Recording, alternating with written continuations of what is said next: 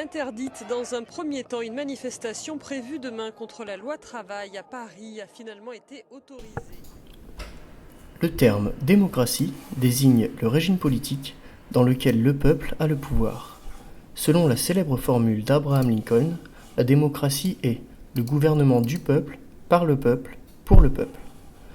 Les récents événements sur l'adoption forcée de la loi El Khomri par un recours au 49.3 nous amènent à remettre en question le système dit démocratique actuellement en place. En ce moment, les manifestations en opposition à cette loi se multiplient.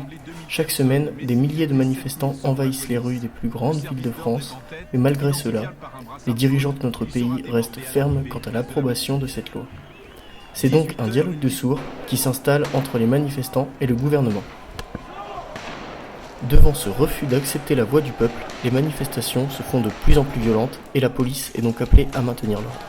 Cependant, la violence engendre la violence. Manifestants et policiers s'affrontent violemment et le nombre de blessés ne cesse de croître.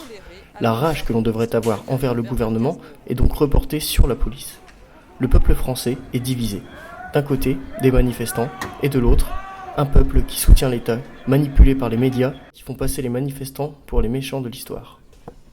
D'après l'article 35 de la Constitution des droits de l'homme, quand le gouvernement viole les droits du peuple, l'insurrection est, pour le peuple et pour chaque portion du peuple, le plus sacré des droits et le plus indispensable des devoirs.